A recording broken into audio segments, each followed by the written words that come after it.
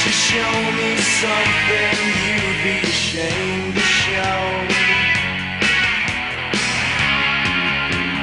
Your dark secrets glow.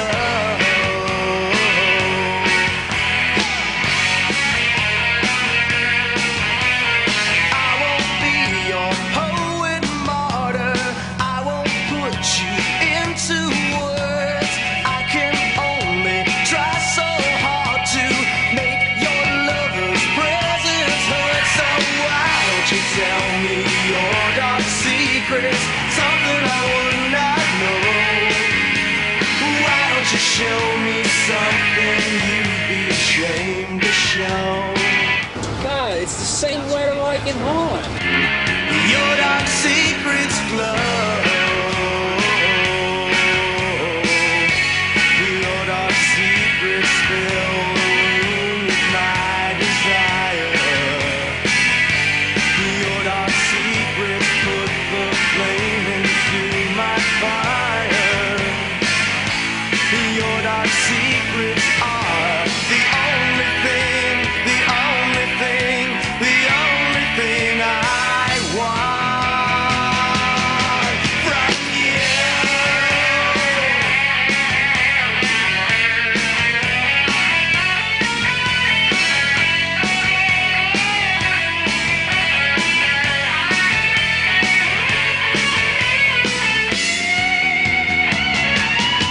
So why don't you tell me your dark secrets, something I would not know? Why don't you show me something? Why don't you show me something? Why don't you show me something you'd be ashamed to show? Ashamed to show. Ashamed to show. Ashamed to show. Ashamed to show.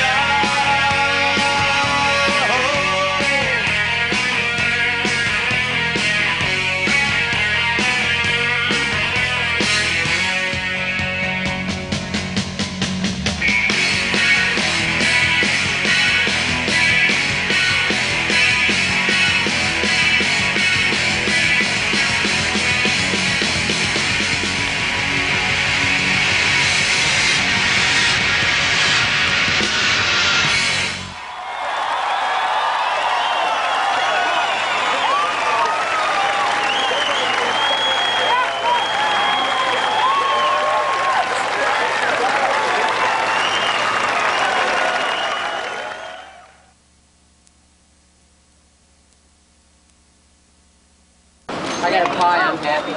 I think it's gonna be I got nice. a pie, I'm happy. You got a pie? Get the boy a pie. Pie. Those are the pies. I want only a blueberry pie, and I don't know How you gonna figure out which one's which blueberry one's pie? You go like that. If you got blue on you, it's a blueberry pie. Little stuff today, Thomas. No, he said he'd tell us. We'll see you later. Real cool, man. Real cool. Hey, you're looking good. You're looking real cool, man. Hey, Jan. Jan van Toitje. Waar ligt hem dan neer?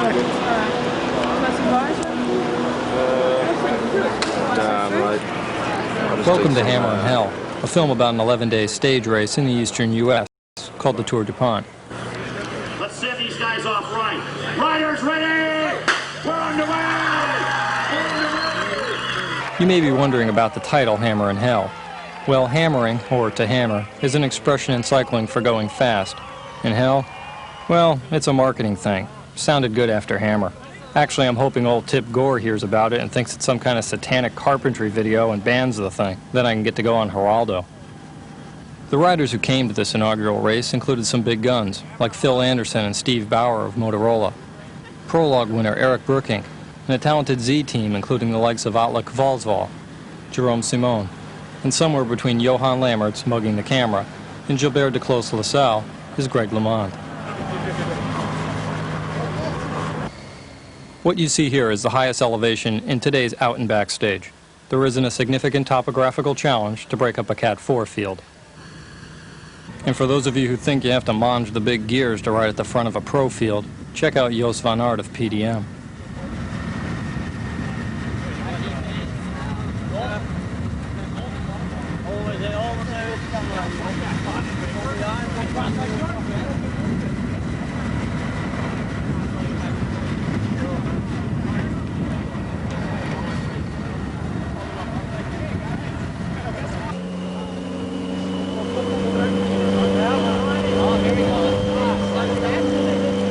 For those of you scoring at home, the first attack of the 1991 Tour du Pont came an hour and a half into the race and was launched by former world pro pursuit silver medalist and now Danish amateur number 31, Jesper Warre.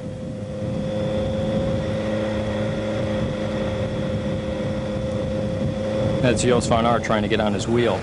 Everyone in the field is curious to see how extensively PDM will defend the yellow jersey so early on. I think they're going to ride all the way to keep Brookink within 30 seconds to the last day because he's their only real GC guy. If he's just close on the time trial, he can win.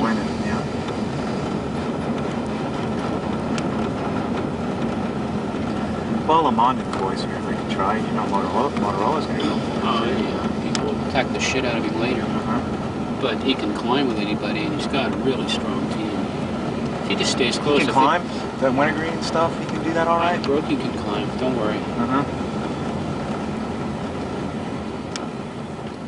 He won't lose that much time, even on the climbs, to anybody that he can't get back in the time trial. Yeah. Anybody who can outclimb him, he can just bury him in the time trial. Finally, the proverbial flyer materializes. Tonton Tapis' Klaus de Monk breaks away.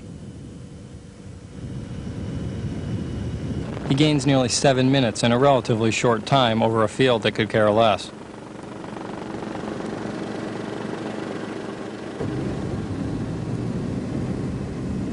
Eventually, PDM responds.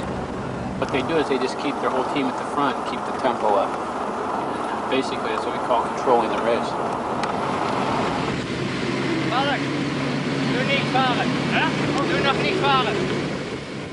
They just go fast enough that no one else can attack, but they try to keep it in control so that they don't get so tired themselves. And then they'll let the guy stay out there, and towards the end of the race, they'll keep upping the tempo until everybody will be going almost single file for the last few kilometers, and they'll bring the guy back. The idea is to try to bring him back just before the finish line, within the last 1 to 2 kilometers, and then keep the tempo high right to the line. That way, no one else gets away that's a danger to their leader.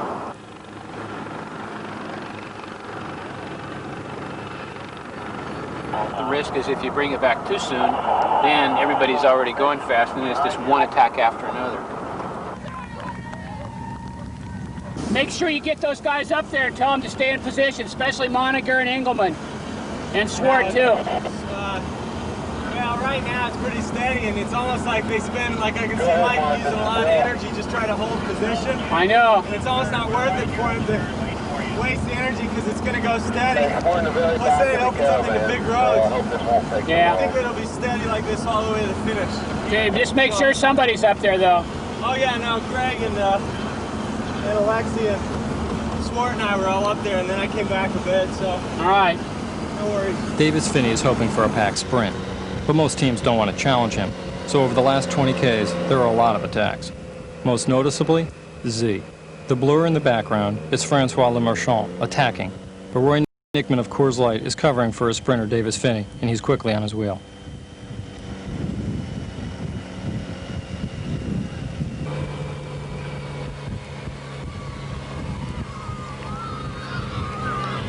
Then, as another attack is neutralized, Lemarchand goes again.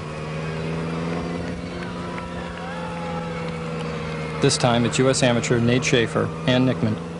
No one is able to get away clean over the final kilometers, and the pack remains intact. But one team is noticeably at the front. Just calling soon, Motorola is at the head of the field. Motorola has 5 riders at the head of the field. Big train, so I thought. Okay. They'll try to set up a gap on the corner, though. That's what they'll do. They'll try to gap somebody off. Just leading it out right now. This is Tom 2. Yates is leading it out with Anderson on his wheel. The field is at 1K, 1 kilometer. every guy is going to sit up. This is column 2, Anderson at the front with a Coors Light jersey on his wheel. It'll be Davis.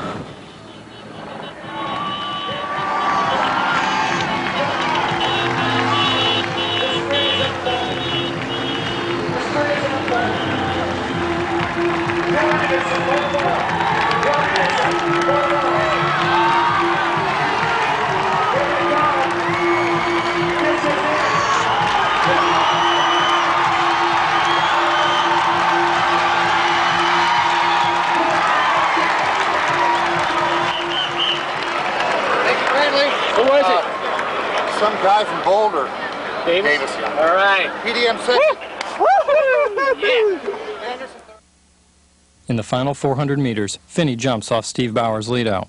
Phil Anderson, on his left, is actually pulling through for sprint specialist Frankie Andreo, seen here disappearing out of your picture. When Anderson looks back under his arm and sees Frankie gapped, he knows Davis has won. I really studied the finish, and also it was funny, about 25 Ks to go, Swart comes by and he was kind of designated to help me. And he goes, "I'll make you famous." I said, "All right." So it really worked out well. It was kind of funny getting on my old train. It's a different team, but used them to the same effect. I'm sure they're not quite as happy as I am.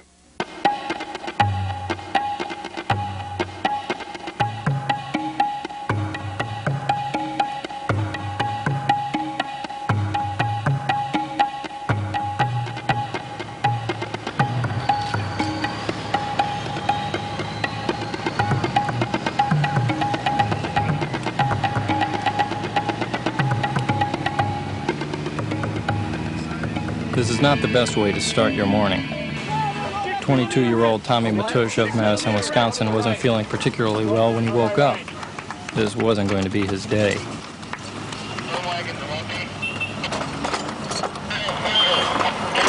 What for, Tommy?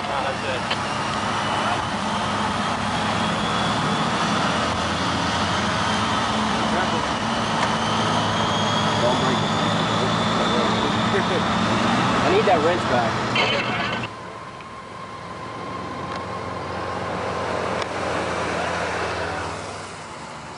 Here's Davis Finney in his new DuPont Automotive Sprint Leaders jersey. Very nice. I like the yellow, and I don't know what you call this, peach.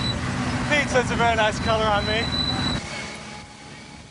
PDM would like to have somebody else in the leader's jersey, but have Brooking probably within about 30 seconds. And then they wouldn't have to work to defend the jersey. They could just kind of sit in and cover dangerous riders and then wait until the time trial on the last day. And everybody knows that Brooking is one of the fastest, best time trialers in the world. So if he's really close to anybody, he'll win the race on the last day. That's all right. Matush's problems continue. Eventually, he'll finish this day more than 20 minutes behind the field. You gonna do it? Yeah. Okay, pull over.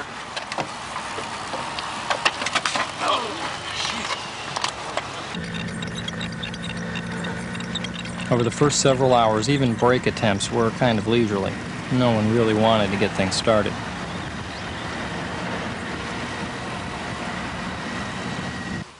Come on, guys!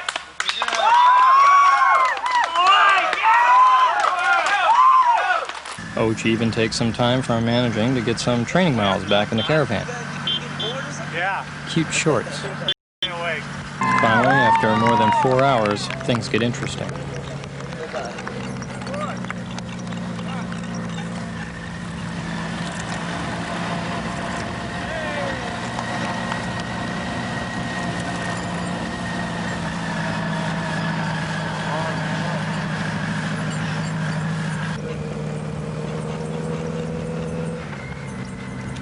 Nate Schaefer attacks a little harder than he did earlier in the morning.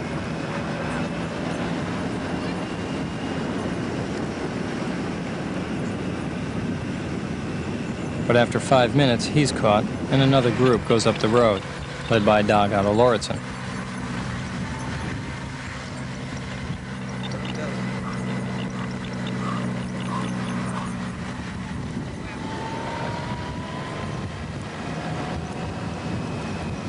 But with no one in the break really there to work, it quickly shuts down.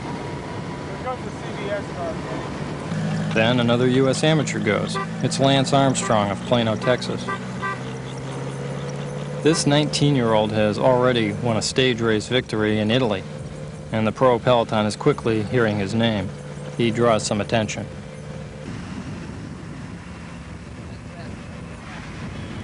Coors Light begins the lead out for the Reisterstown sprint. Finney captures the points.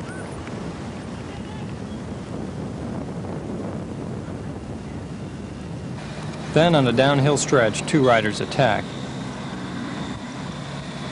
It's Andy Bishop of Motorola and Greg LeMond.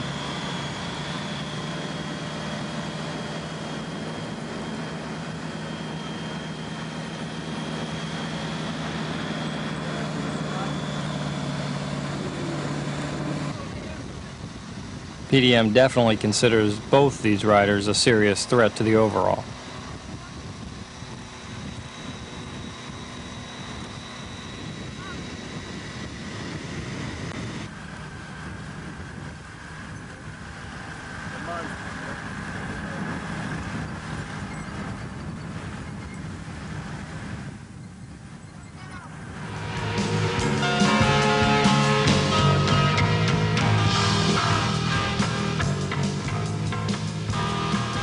After PDM's effort to reel in LeMond and Bishop, another break formed.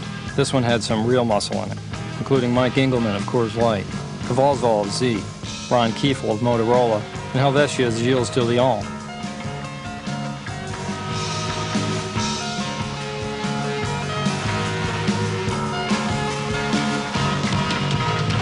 But the break was again brought back by PDM.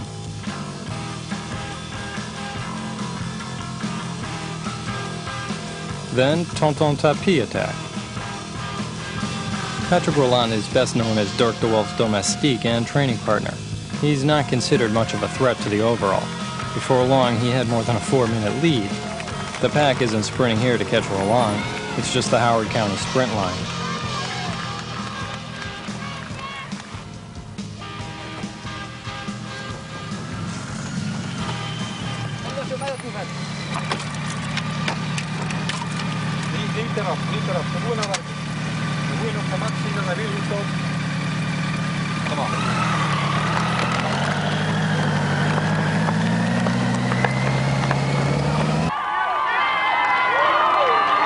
Despite the flat, Rolland won the stage by 2 minutes and 13 seconds.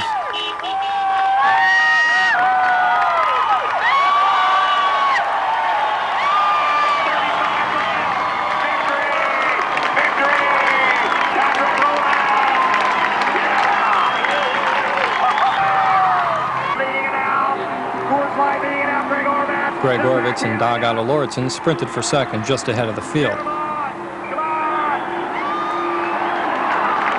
Lauritsen winning the throw. And the little man with the biggest smile on the peloton suddenly found himself in the yellow leader's jersey with a 1:52 lead over Eric Breitling.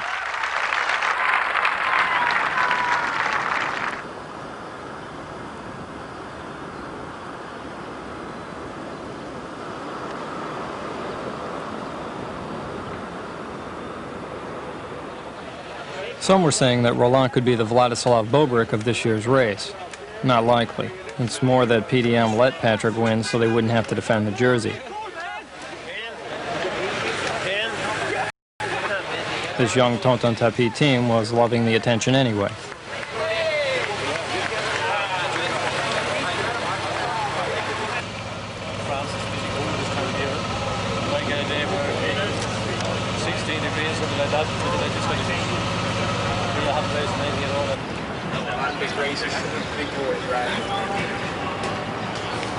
How you feeling today?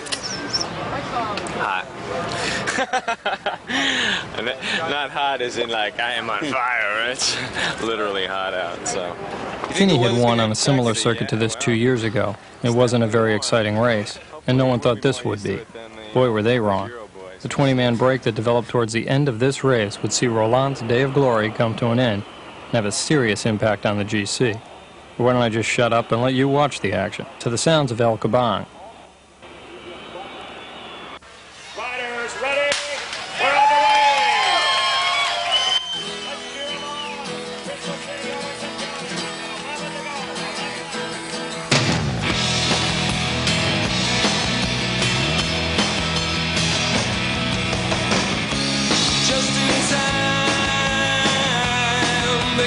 just in time. The man arrives, 4:59, here to save us all, doing what he does so well. A simple task for him. Why can't we save? Why can't we save ourselves?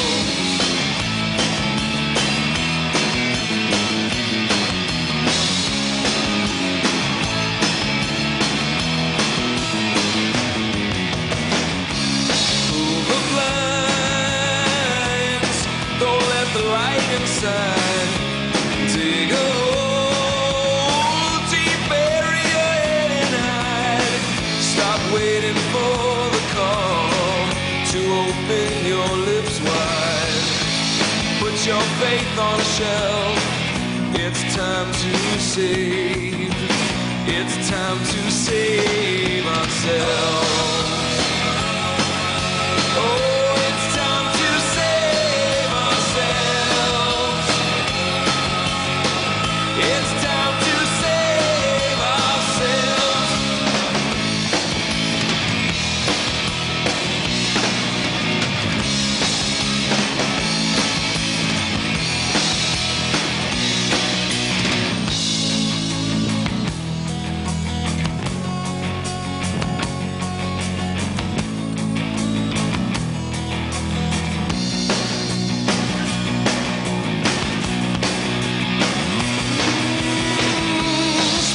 Springtime, and the seed will grow. Planted there long before the snow. Oh, and it's another year. Our heart's an empty shell. I'm guilty too, I fear. It's time to save. It's time to save ourselves. Oh, it's time to save ourselves. It's time to save ourselves. It's time to save ourselves.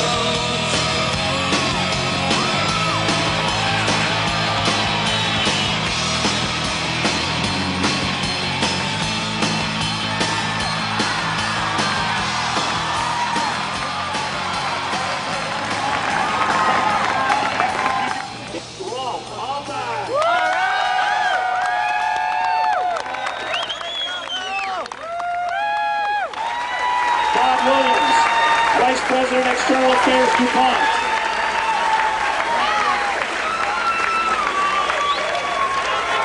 Bill Newman, Chairman of the R.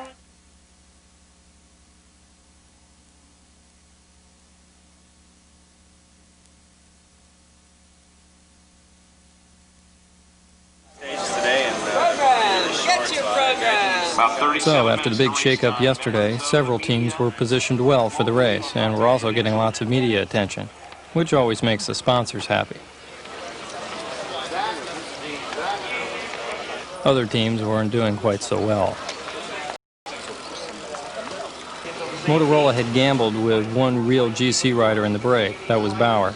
He was the one that flatted and lost 30 seconds to the leaders.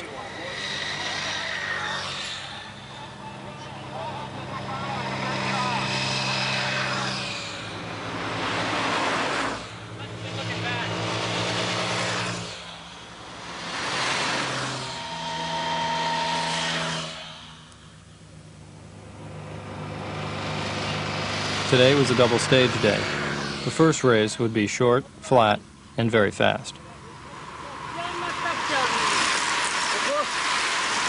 This day going to be really testing.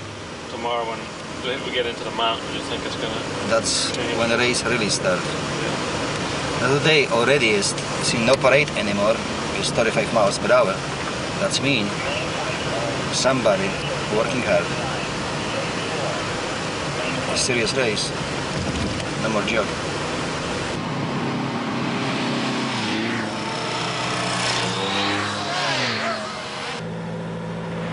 The next time you're off on a training ride and you think you're ready for a pro peloton, run this next 2 minutes through your memory. This is unedited hammering. Go for it.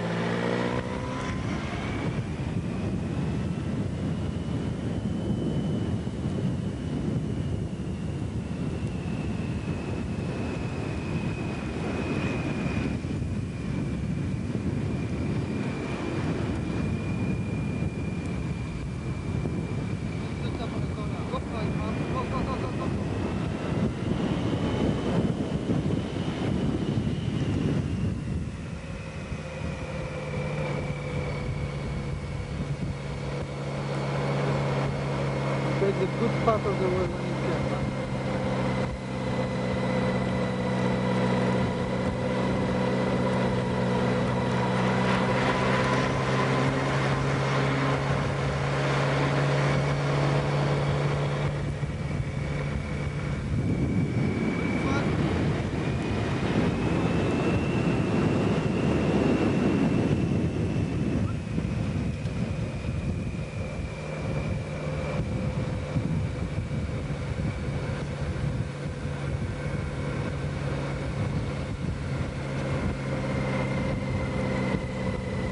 Slow down.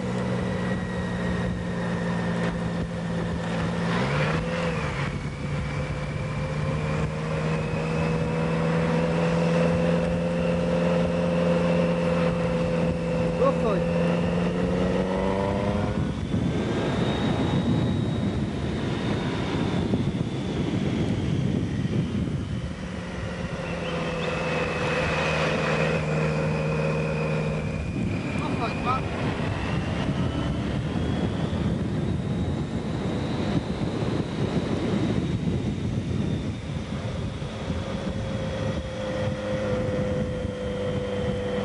To put all the action in an 11-day bike race into a 90-minute video isn't easy. To give you an idea, the action you just saw for the last 2 minutes went on for an hour.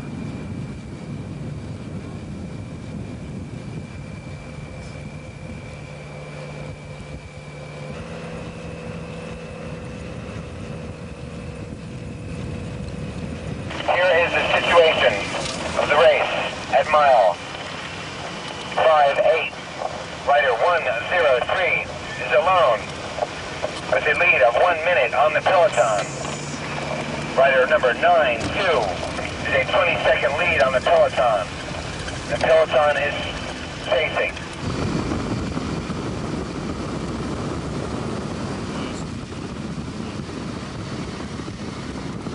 Leading that chase was Helvetia and Coors, and it didn't take long to wipe out that 1-minute gap.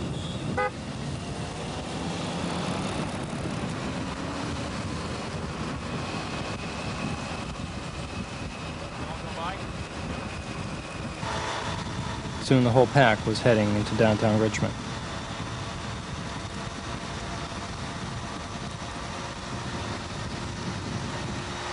The fans on hand at the finish were treated to a 3-lap circuit, but no one told the Seyur rider.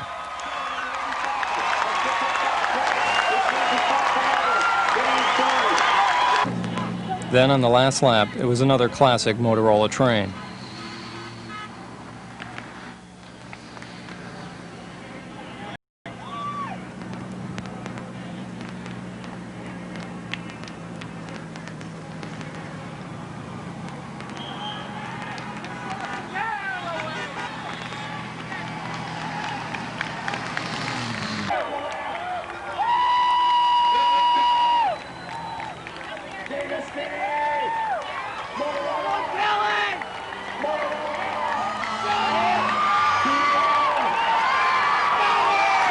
Phil Anderson of Motorola may have confidently thrown his hand up in victory, but I don't think he realized how close Bob Miansky was to stealing this race.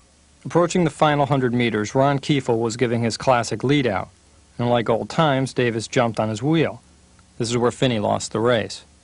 Kiefel was done pulling through and was slowing up. Anderson was starting to come around, and Finney was boxed. Miansky, far right, was coming off Nico Verhoeven's wheel. Riding unobstructed, he nearly won the throw. So Motorola grabbed the headlines in the first stage of the day. But that evening, in front of a bigger crowd, the two teams squared off again. The criterium didn't start well for the U.S. amateurs, as Lance Armstrong got some road rash about halfway through.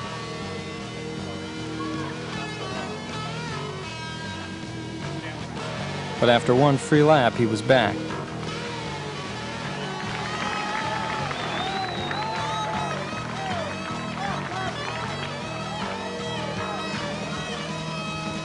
Then a four-man break developed with two Z riders, Sean Yates of Motorola and Nate Schaefer of Team USA.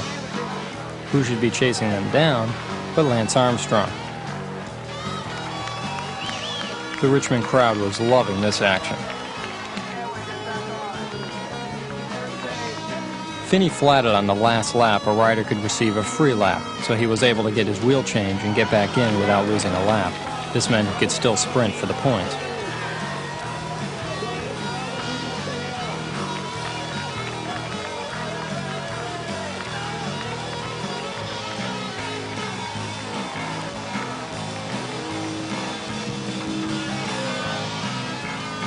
The break approached the bell lap, and Nate Schaefer attacked. His strategy was to go as hard as he could, make everyone work to reel him in, then let Lance counter off his attack.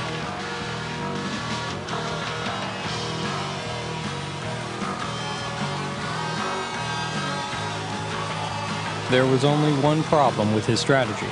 His move was so strong, no one could catch him. And Nate Schaefer celebrated one of the greatest victories of his career.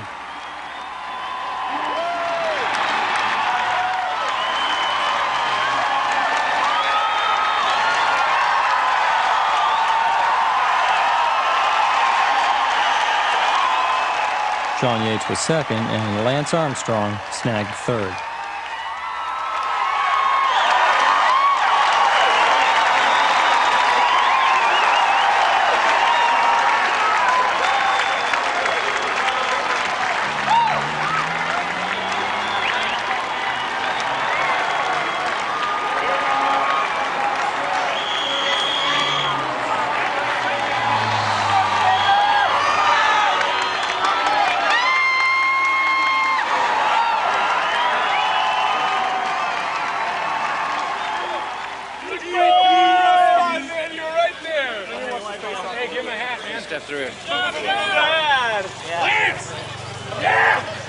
Got a minute, Lance, I think.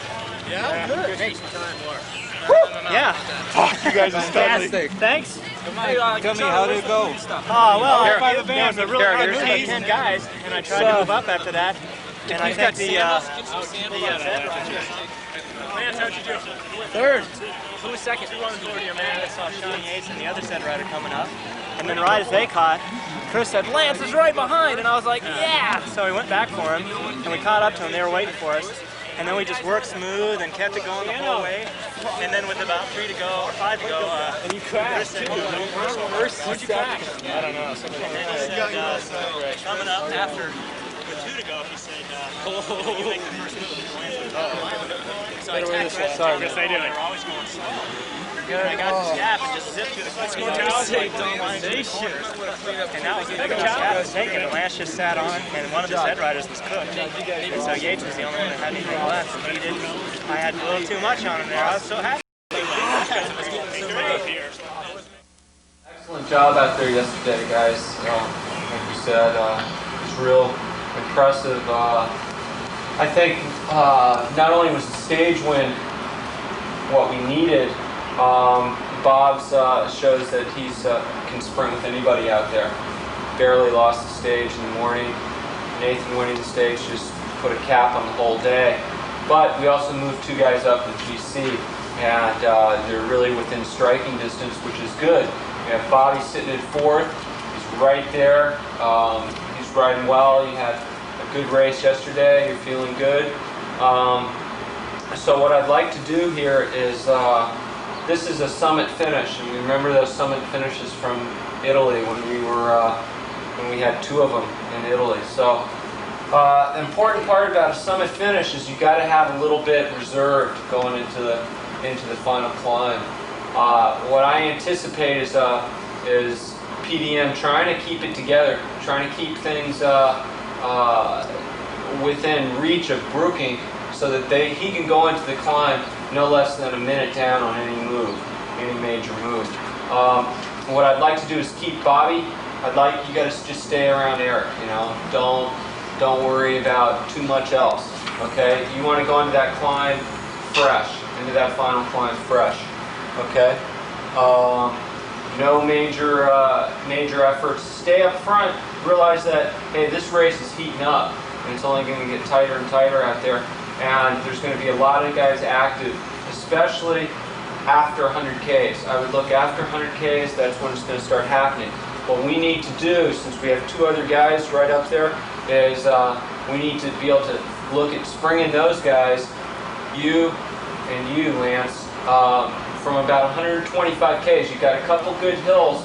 You want to get some. You want to be able to get away. Try to put these guys on defensive, and it's an opportunity for you to get some time going into the climb. If you're with a group of guys, which is what you want to be, you don't want to be taking off and trying to solo, big solo or anything. If you're out there and if you see after about 125 Ks, then you start getting into some hills. When you're in a break, if you see like you're just not gaining time, the peloton's still sitting at 30 seconds and you're working hard, then just shut down, okay? Because I don't want you guys working yourself to the bone, going into that thing with just a 30-second gap, and then start climbing it, and 2 miles into it, you're just all over your bikes, you know, and then all kinds of guys are going to be shooting by you. You want to make sure it's a nice, smooth move. You get away crisp, and you start gaining time right away. Like those summit finishes in Italy, that you want to be able to be kind of like a carpet unrolling, faster and faster throughout it. You don't want to be maxing yourself out in that first mile, or you're just going to blow up. You want to stay within yourself and then get faster and faster, because what happens is everybody usually starts off these summit finishes way too fast, and then they end up blowing. And when you blow, you lose all kinds of time.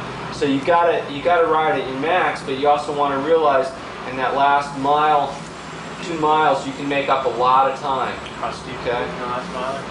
It looks like it's about 7-8%. No, it's not anything. You guys all have 23s. What time are we leaving? Well, we didn't want to shatter any young minds, but it wasn't 7 or 8%. It was 12 or 15%. But they'd find that out in a couple of hours. And this is just before this is the top right here, isn't it? Right. See, it goes up, and then goes up. Yeah, but it doesn't go like this. Well, it's always straight up. Yeah, it's East Coast style climbing. Everyone was talking about the final 8 kilometers and the mountaintop finish. And for riders like Alec Valdsval, this is what they live for.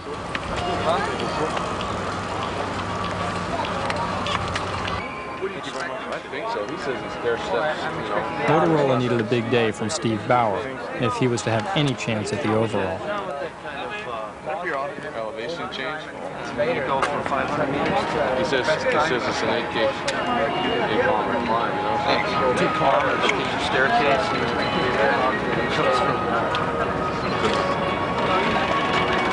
All right. It's not so difficult, huh? We'll make that It's easy. Huh? We'll make that.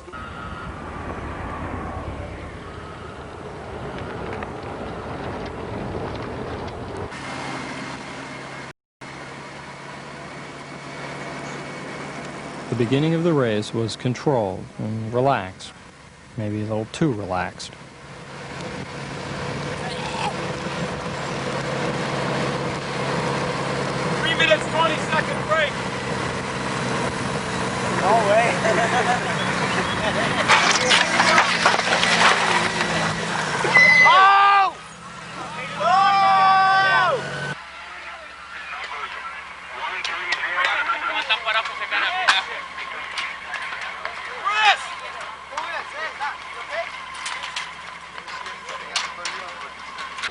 The bonehead who created the stack of the race is Canadian national rider Ed Kazmarczyk.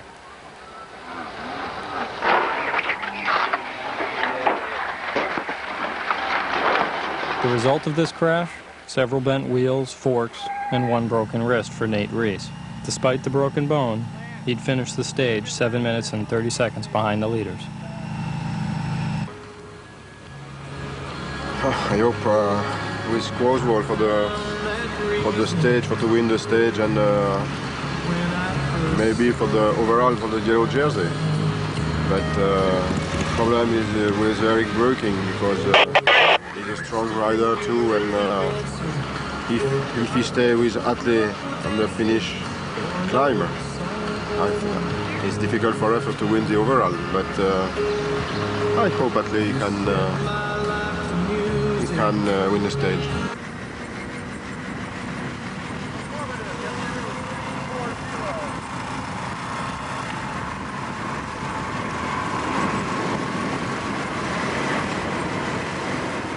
Pack did need to eventually pick up the pace when Canadian amateur David Spears built up a 7-minute 30-second lead.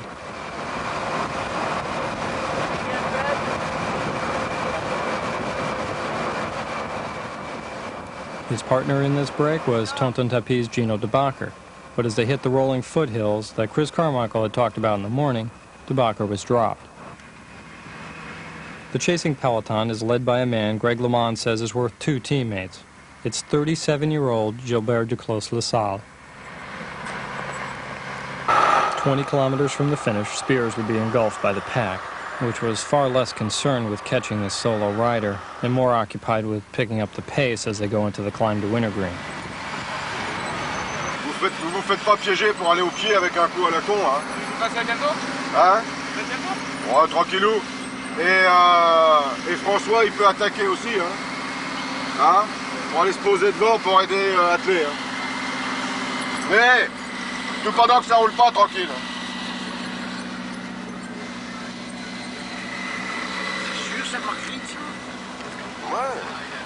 His plan to unfold a series of attacks to set up Atlek Vosval. 15 kilometers from the finish, the riders get their first look at Wintergreen.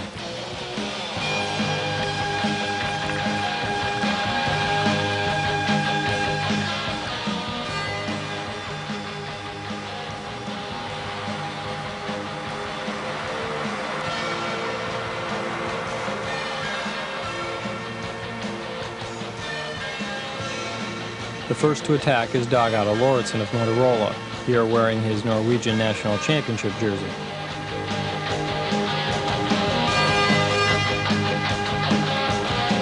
His move only lasts a few minutes before he's caught and then countered by Jerome Simon.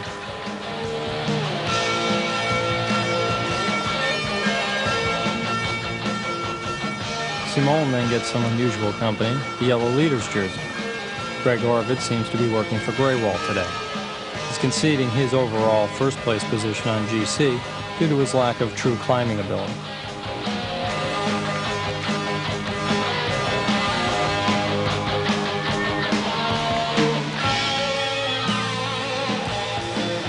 The tandem ride casually, waiting the inevitable.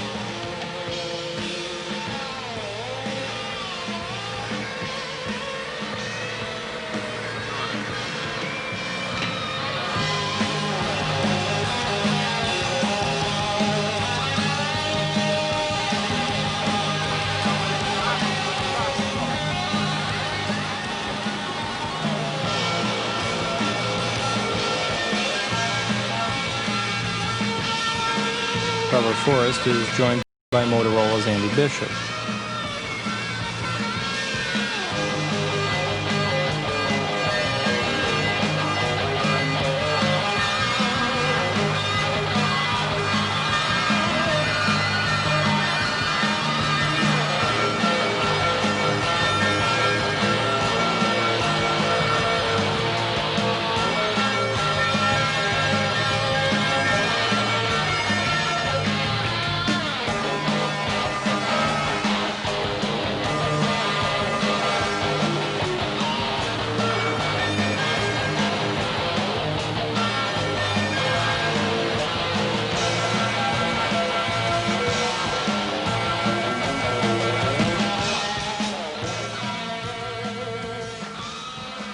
When there is no immediate counterattack, Canadian amateur Gerd Fraser takes some initiative.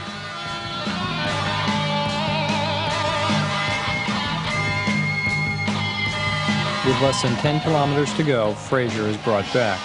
The pace is quickening as the riders begin to position themselves for the final climb.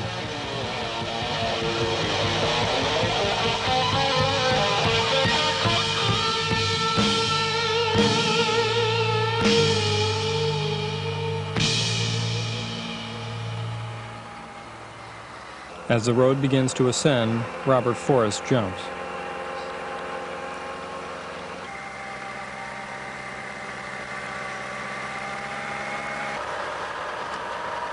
After Forrest is caught, another rider counters.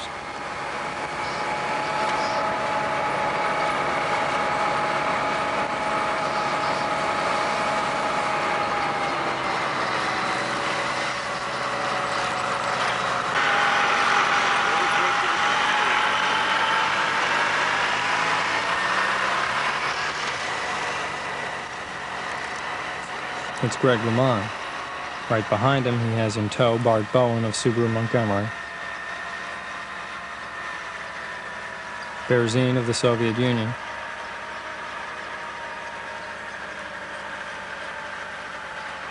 and Lance Armstrong, U.S. Czechs. Armstrong is wearing the most aggressive jersey from last night's Criterion.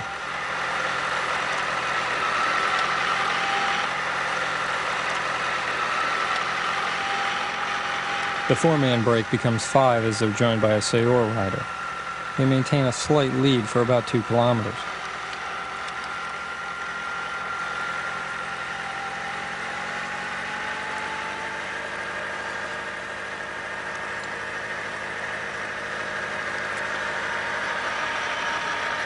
Maintenant, peloton groupé.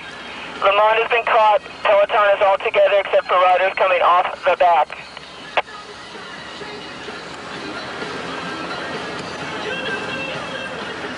The peloton has passed the 5-kilometer mark. 5 kilomètres. On fini. 5 kilomètres avant fini.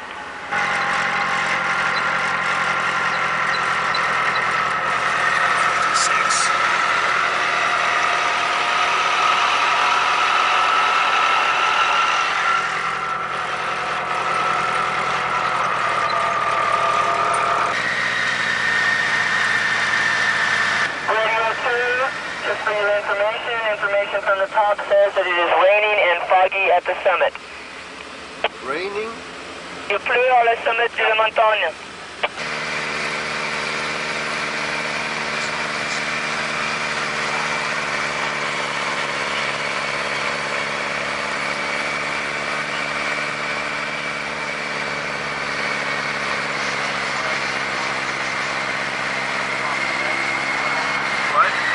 Number 153 has taken the lead. He has 13 seconds in front of the peloton. Combien? 13? Chappé est le numéro Attelé, pause vol. 53. 153. L'écart est 13 secondes. 13 secondes. Là, c'est attelé qui a attaqué là.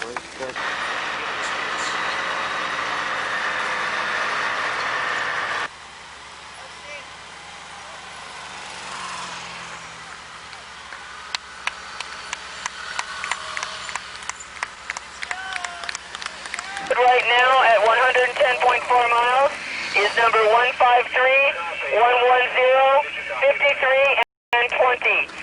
153 is 13 seconds in front of those 3 riders. Il y a Brooking juste derrière. 153, avec 13 secondes après, le 110, le 53 et le 20. 53 53 et 20. 110. Brooking. 53. Fabian Jacke. Et 20.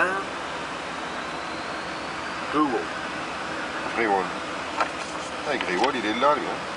Il est dans le même temps que Attelé. Il est le même temps. Ouais. Greywall was just behind Kvalsval on GC going into this stage. But now Alexei Greywall and Eric Breukink were being dropped by the young neo-pro Swiss rider from Helvetia, Fabian Jecker.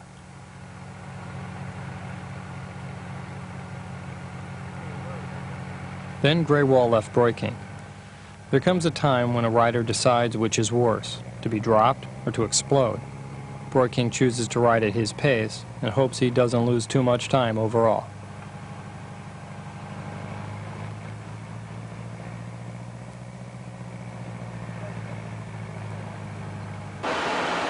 Attention all team managers, we are approaching being within the last mile.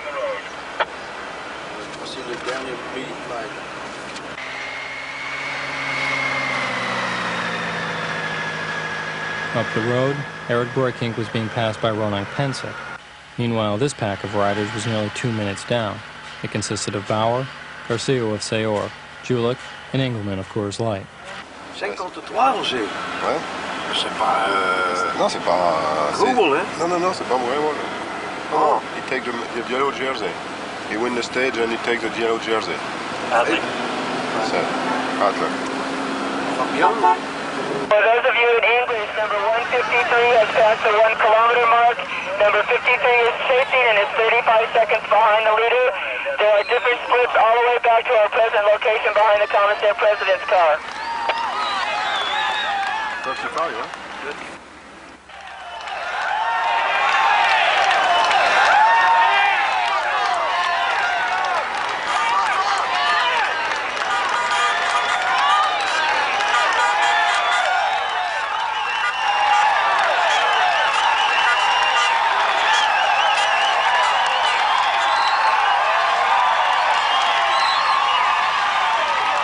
Rider number 153 is the winner of today's stage. Vainqueur pour l'étape est le numéro 153, Adler Cabezon.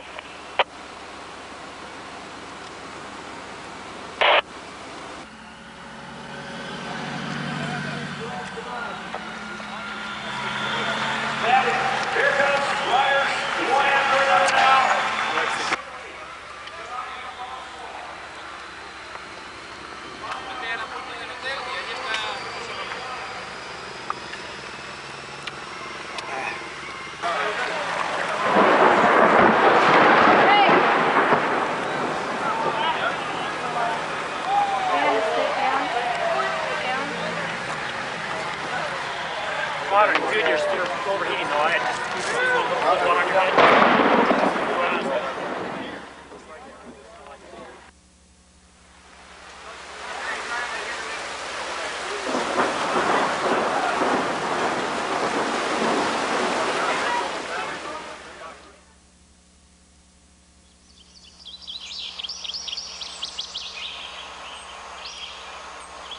Well, isn't this a beautiful morning?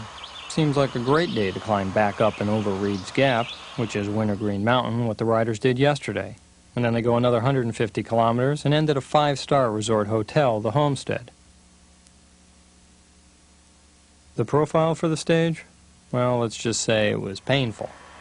One rider who wouldn't have to go through that pain was Nate Reese. His pain was having to abandon with yesterday's crash. In today's stage, we'd see a tremendous effort by Andy Bishop. We would see Z defend their new jersey. And we'd see others take great pleasure in watching Z defend that jersey. And we'd see cycling's new Rico Suave.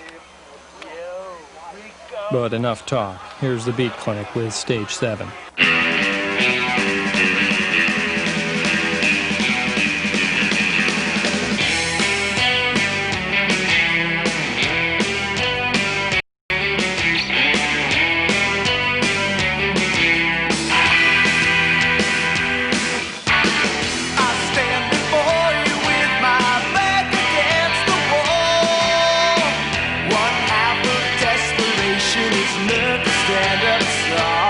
But I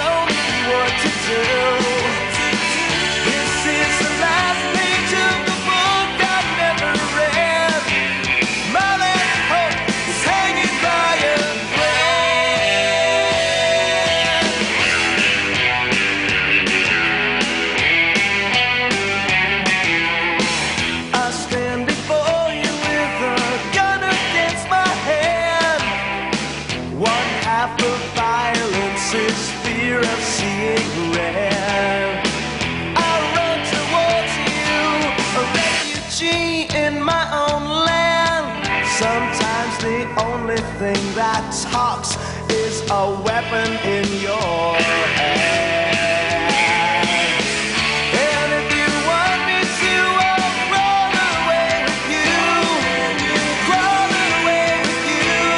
Just show me what to do. This is the last page of the book I never read. My last hope is hanging by a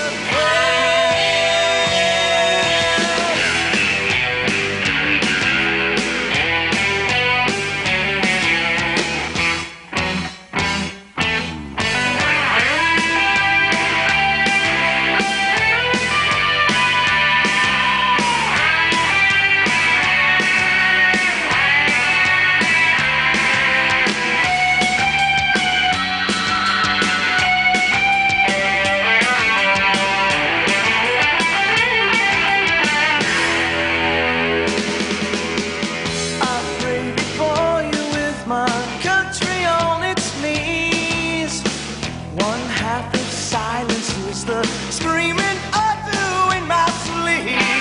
But now it's come a day when there's no other cheek to turn.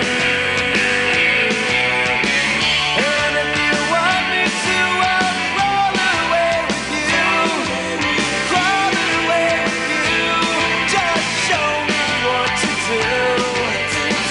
This is the last page of the Bible in my head.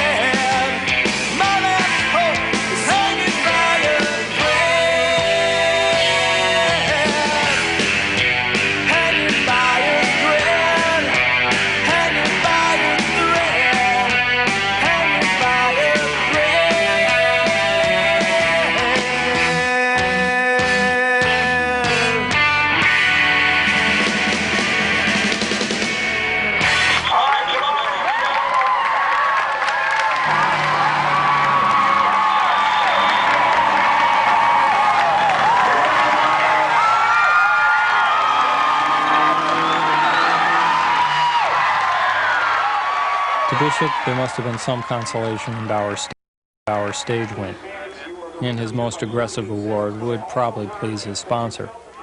But for him, his effort deserved more. In the world of sports, what he did was nearly heroic. The longest stage race in U.S. racing history. This was to be the battleground to separate the weak from the champions. Surely Kvalsval and his teammates would feel the challenge today by the mighty PDM machine. Nah, there was too much whining in the peloton. Instead, this became the longest pro bike tour in U.S. racing history. I mean, nothing could motivate this pack into riding.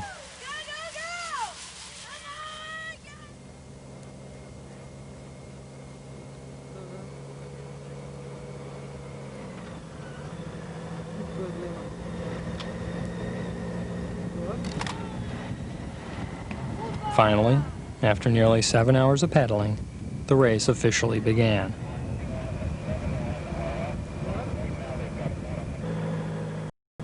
Lamond was one of the designated watchdogs for Z. Note how he anticipates the counterattack and shuts down another Soviet rider by showing him the gutter.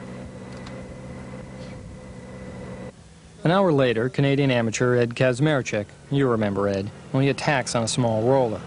He's joined by Subaru Montgomery's Andrei Mierzejewski and Seyor Zankite.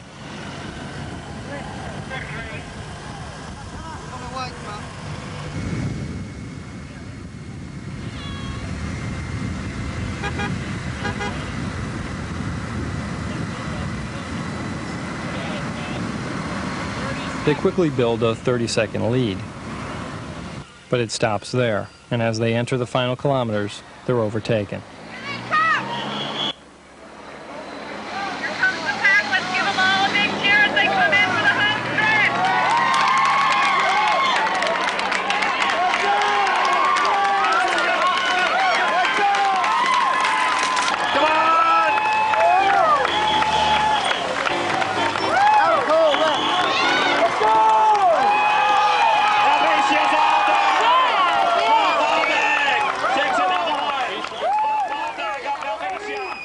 After 8 hours, 21 minutes, 9 seconds, Rolf Aldag of Helvetia picks up his second stage victory. Gorgeous trophy, and of course the bouquet of flowers. Thank you, Betty. At just 23 years old, Rolf Aldag seems to be part of the next wave of young studs emerging on the international scene. His victory here demonstrates his prowess as a sprinter, and his overall GC placing makes him one of the truly great riders of the years to come.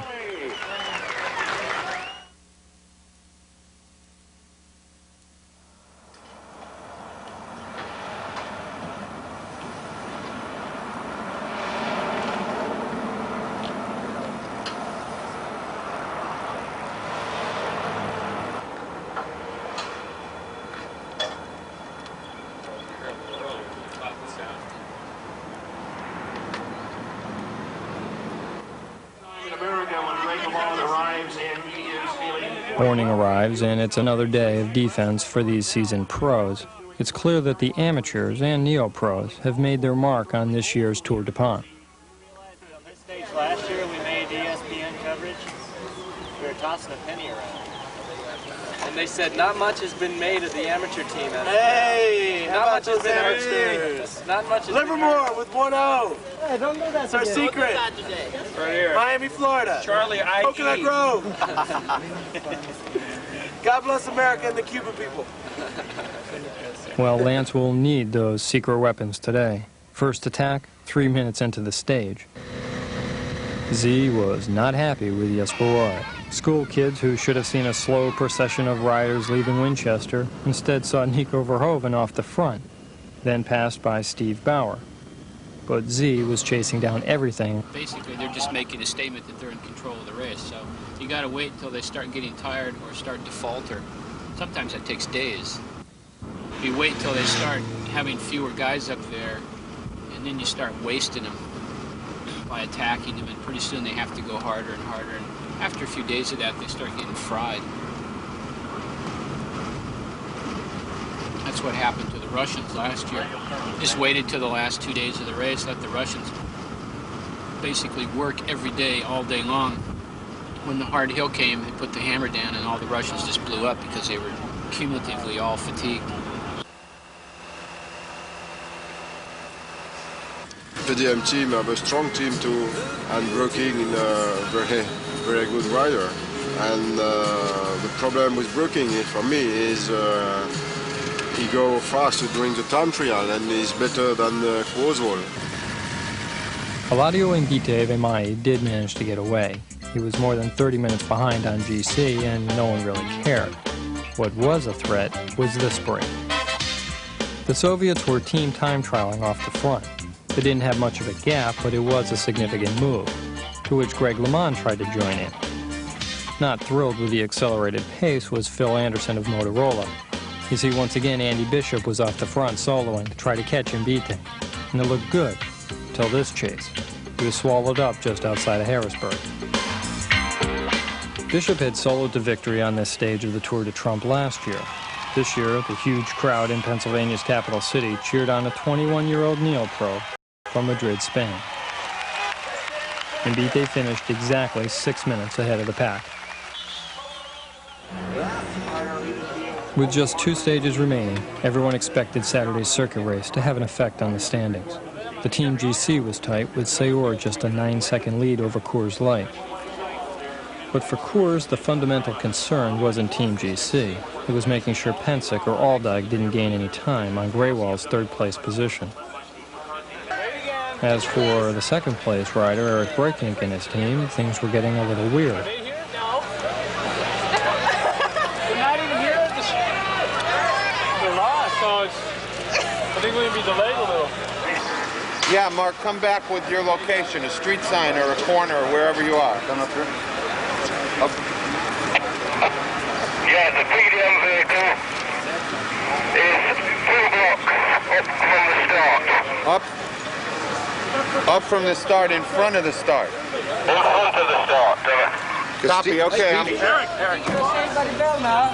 Team time till the whole day. Riders, ready? We're underway, ladies and gentlemen, of Stroudsburg. Put your hands together. Cheer them on. They have got 3 tough laps to go. The race is on the line today, stage 10 of the Tour du Pont. We took the wrong way. Yes? Yeah. Somewhere, I don't know where. But, Understood? No. Yeah. And then on the end, the way was closing at a nightclub. It was closed. So I said, let's go to the start. Well, PDM was getting some crap for getting lost and delaying the race by 8 minutes, but quickly Jan Giesper's attention returned to the business at hand. I hope that they start attacking now. How much time do you think you have to take off of Eric's 48 seconds to really have a really good shot tomorrow in the time trial? Yeah, I think it should be 15 seconds less than now. So between 30-35 seconds. Then there is a possibility 48 seconds is maybe a bit too much. But despite Giesper's hopes, the pace was slow and uninteresting for the first half of the race. Z was in complete control at the front.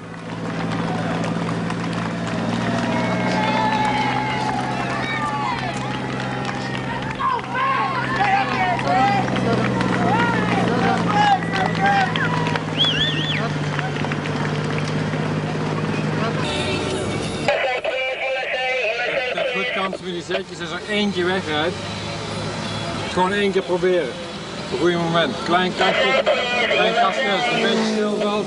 Dat ik van demereren. Een beetje van achteraf demereren zo. Van de 20e, 30e plak af.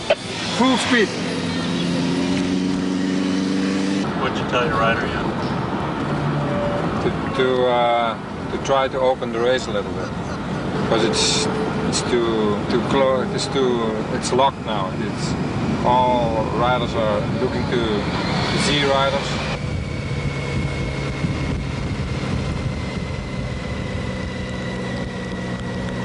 And it's a boring race like this. I like more action. And he got action, as De Backer quickly built up more than 3 minutes on the downhill kilometers going into the end of the second lap.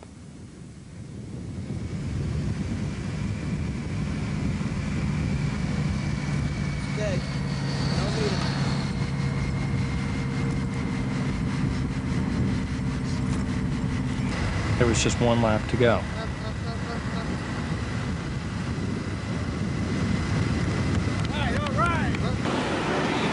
Martin, if somebody attacks, has to be a PDM rider in the wheel immediately, because otherwise you have to chase, you know? Then he stops immediately. It costs time for the backer, eh? Tell Van Aert also, eh? Then a strange alliance was seen at the front of the peloton. Joining Z in the chase was Motorola.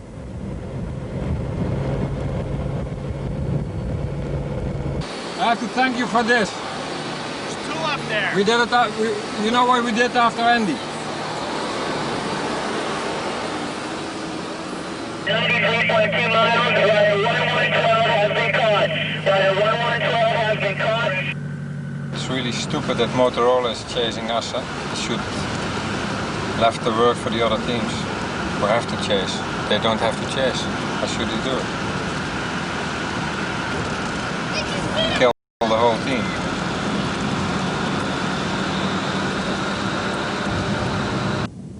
On the fast downhill roads to the finish, no one could get away, and Eric Breukink knew this better than anyone. Big job cut out for himself, huh? Yeah, more his time trial. Yeah, I think that in the condition he's now, it will be too much for 48 seconds. Normally 30 seconds, 35 seconds should be good enough. But 48 on a specialist like Qualsfall, he's in top form now, that guy, and I think he will be the winner of the first Du Pont Tour. It looks like Davis Finney in the points leaders jersey coming up the right gutter. Looks like behind him, more running rider. Who is it? Coming out of the picture. That looks like Sean Kelly. We see a PDM. Here they come into the final 200 meters. It looks like Bauer and Motorola coming around Finney. Here he comes. Indeed, Steve Bauer of Motorola did beat Davis Finney in the last sprint of the 1991 Tour du Pont.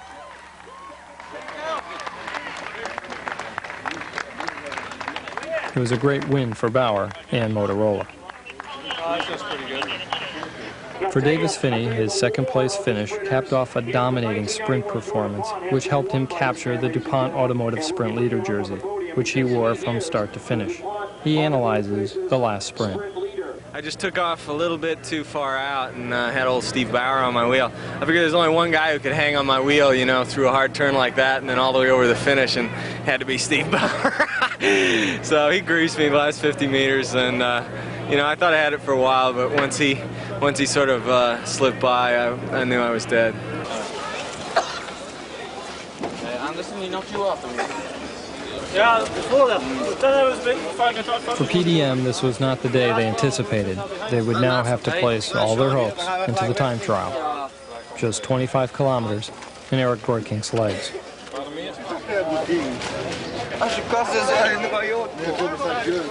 Hey, il est pas capable. Moi, je passais une pied. As he prepared himself for a morning practice ride on the final time trial course, Eric Borking's intense concentration was already evident. This course fit him perfectly. It was technical and rolling. It's good enough. The circuit is good enough. There should be a lot of wind. 1 o'clock.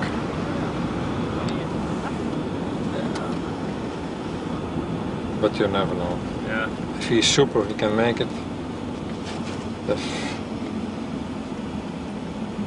If not, okay, we'll see. If the PDM team had hated yesterday's omen of arriving late to a race, this morning's locked gates through a section of the course was not the sign they wanted to see. Great. Ready to roll. Good course. Really good course. It's going to be tough, though. It's so technical, you know. A lot of turns. I just rode it. PDM. A lot of turns. A lot of little hills, you know. That's the big one. Yeah, that's a big concern. It's just the technical aspect, because I see a lot of crashes or flat tires, stuff like that, you know, which, I don't know, is a great thing to have in a time trial where so much is at stake, but I guess the luckiest and the strongest guy is going to win today. Just hope it's me. You're sitting pretty well, man. Jan Vespers of PDM. Going to be giving you a call, man. A lot of good things to say about you. All right.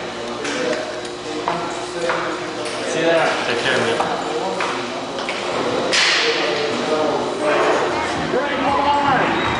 The time to be in the time trial.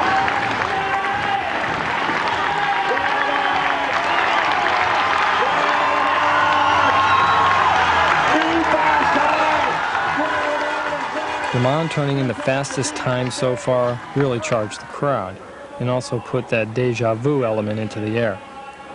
Valsvall had 50 seconds to play with. It was going to come down to the last two riders, their experience, determination, and maybe luck. Greywall, not known for his time trialing ability, would need a great effort to hold his position in third place. Having a rider like Sean Kelly on your team is immeasurable. Here he's giving Eric some last-minute advice and warnings about the course. Yeah, and there's a lot of roads going to the left and the right, and there's a lot of cones. And it's not good light, so be careful there. You know, you can make. I always go on the wrong road there. So just there to take a little bit easier. You did the good road tomorrow. Yeah, this morning was a good road. Yeah, it was a good road. Just this morning we go slowly there, and now it's so fast. Weet je goed concentreren daar. A little bit more, a little bit easier there, and then it's perfect. All is fine. Time's okay, yeah?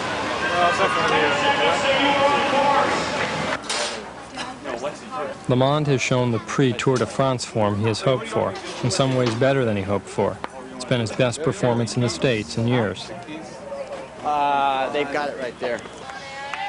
Seconds away from the start. Let's see who can keep up.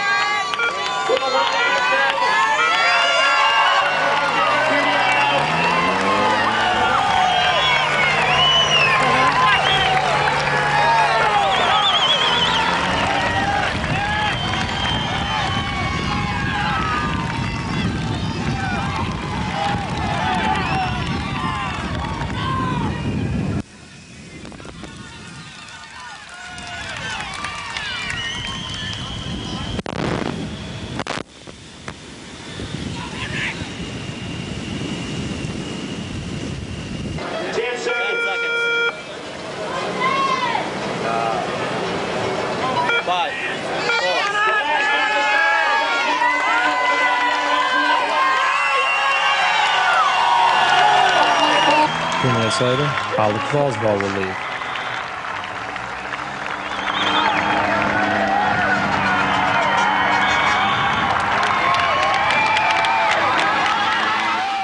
Riding just behind him, Roger Legay in the team car.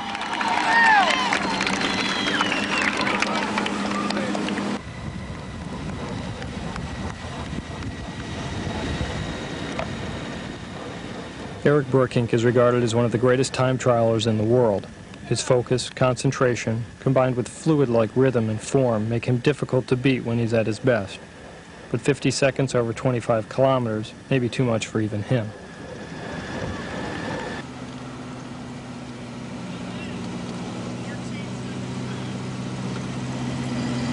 Allez, encore, allez!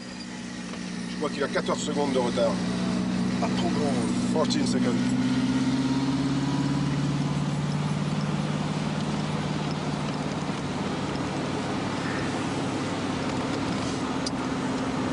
Legay is not happy with Kvalsval's form.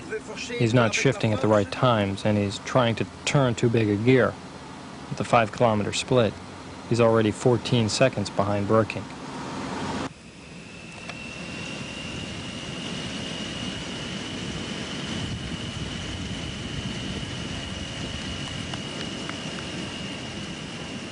Eric Burkink continues to stretch his lead as the news of his split times filter back to the start-finish line.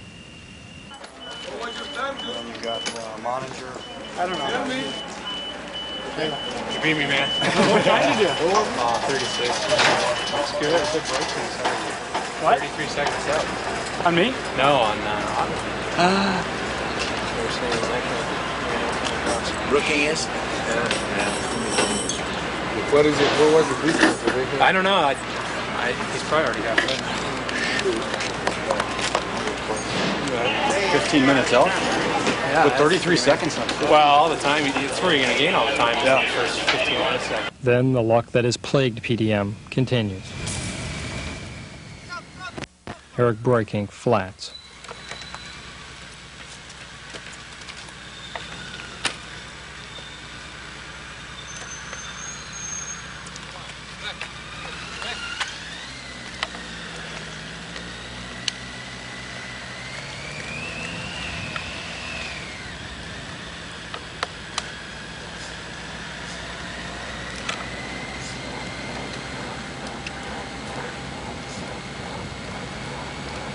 By the time he's back up to speed, his lead is down to 15 seconds. Because of the flat tire, he's lost 25, and probably any shot at winning the overall.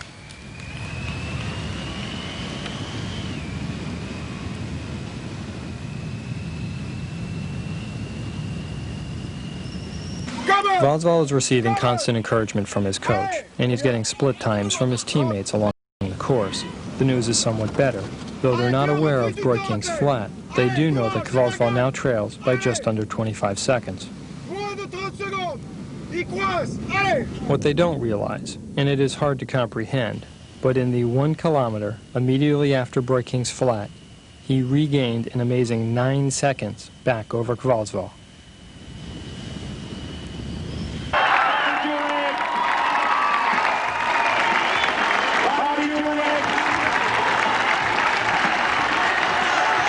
For U.S. amateur Bob Jork, this was to be his greatest performance ever. His final time trial moved him into 5th place overall.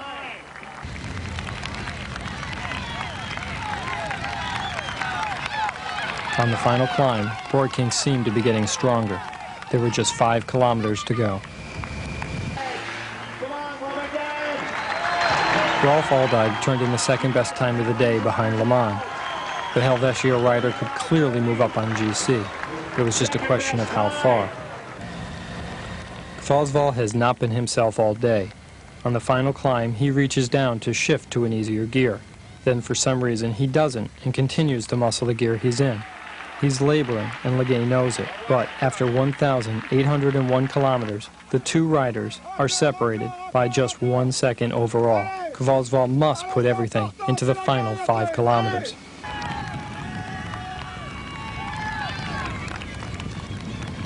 Burkink is inside the last kilometer, and the course ends on a painfully long uphill. As Graywall hears the crowd's encouragement up the final straightaway, a rider is seen behind. Breukink is catching his 2-minute man.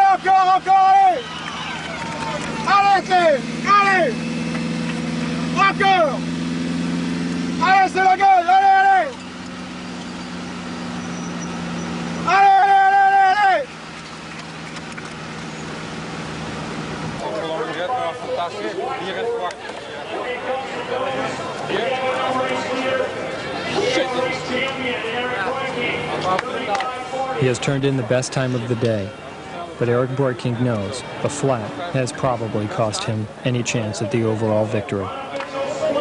Is it the best time? Right now,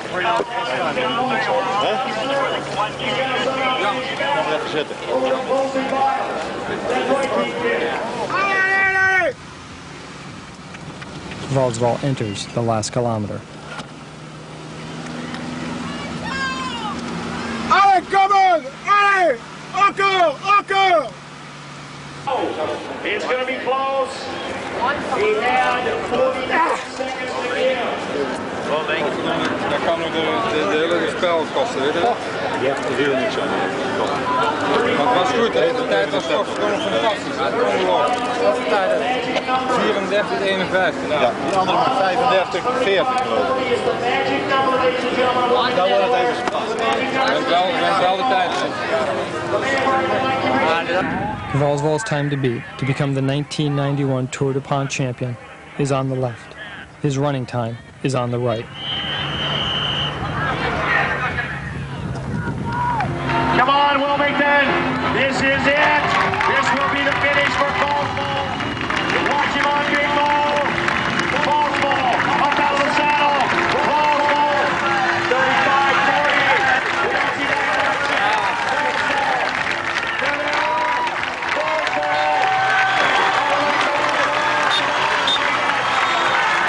10 seconds. Ja, maar hij is aan hier hoor. Nee.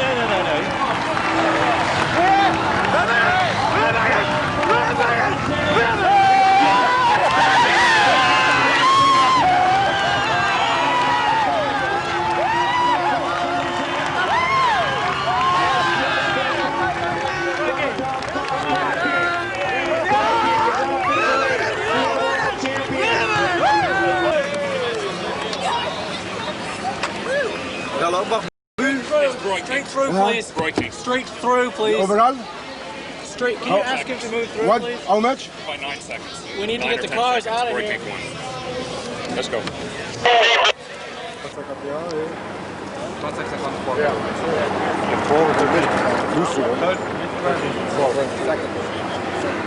Début, hein? Début, t'as perdu. Oh, zit hem in. 25 secondes d'un coup.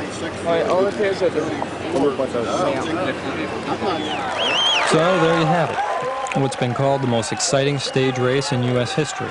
I hope you enjoyed it. I want to thank everyone who helped in putting the race on, covering it, or racing in it.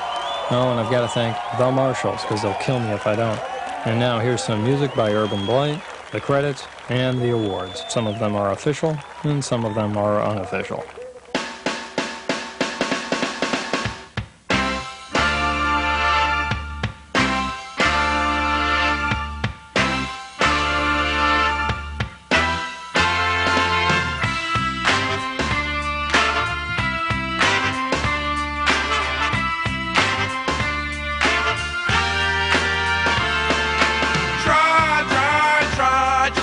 Try.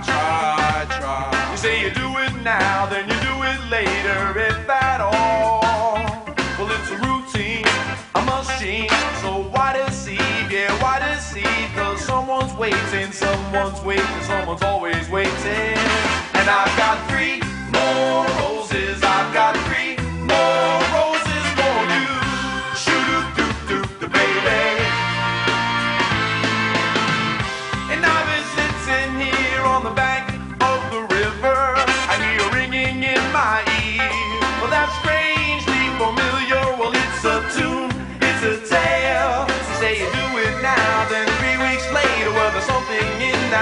so-called truth that's making me shiver.